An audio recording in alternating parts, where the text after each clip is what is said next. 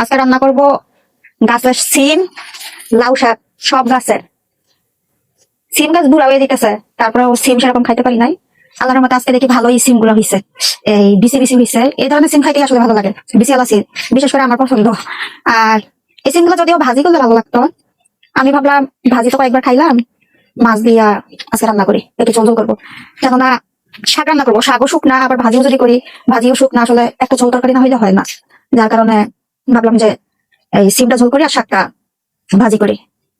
সে আমার বাবা বাড়িতে নাই, আজকে 7 দিন যাবত আমার মা ছেলে আজকে সারাদিন রান্না বান্না কিছুই নাই। আমরা বাড়ি থেকে খাবার এনে খাইছি। বাড়ি থেকে খাবার বলতে যে বেকাশি রুটি মুটি যায় আর কি। এগুলাই যদি আউট কোনো সাউন্ড আসে প্লিজ কেউ কিছু মনে করবেন না, পাশে বিয়ে হচ্ছে।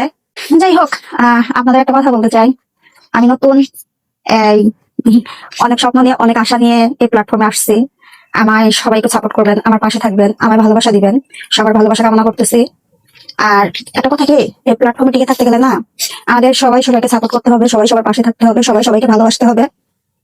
আমরা যদি কেউ কারো পাশে না থাকি তাহলে সফলতা হতে পারবো না। আর সবাই যদি একসঙ্গে থাকি তাহলে দেখবেন যে সফলতা একদিন না একদিন আসবে ইনশাল্লাহ।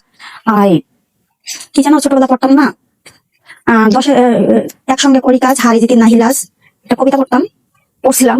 তো সেরকম আর কি, এখানে আসলে টিকে থাকতে গেলে সবাই সবাইকে সাপোর্ট করতে হবে। দেখেন কি সুন্দর বিসি না, বিসি গুলো অনেক সুন্দর। আমার আমার আব্বু আসলে, আমার মা যখন মারা যায় তখন তো আমি অনেক ছোট।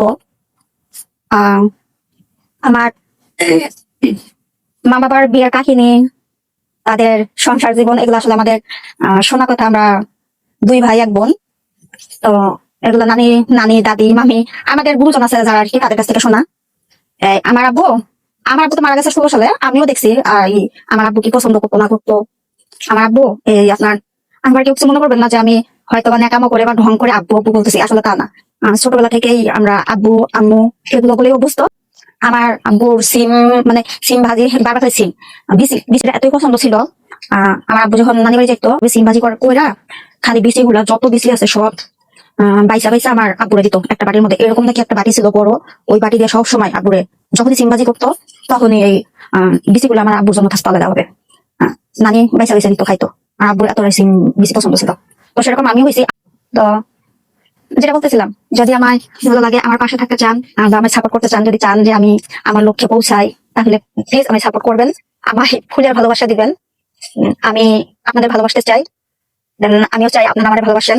আর আপনাদের ভালোবাসার সুযোগ করে দেন আমায়। আপনাদের অনেক অনেক ভালোবাসা দিতে চাই, প্লাস ভালোবাসা পেতেও চাই। আমি শুধু চাইবো আপনাদের কাছে, কিন্তু আপনাদের দিব না, এটা আসলে স্বার্থপরতা, তাই না? তো আমি কিছু মানুষের কাছে চাইবো, আশা করবো, প্লাস আমি দিব না, তাহলে এতটা হলো না। আমি চাচ্ছি, আমি দিতেও চাচ্ছি, আমি নিতেও চাচ্ছি। আসলে এই প্ল্যাটফর্মের বিষয়টাই হচ্ছে দেওয়া নেওয়া। হ্যাঁ, এখানে বিষয় হচ্ছে দেওয়া নেওয়া। যদি না দিই পাবো না, আর পেলেও দিতে হবে। যাই হোক, সবাই ভালো থাকবেন, সুস্থ থাকবেন, আমার জন্য দোয়া করবেন, আমায় ভালোবাসবেন। আল্লাহ হাফেজ, টাটা।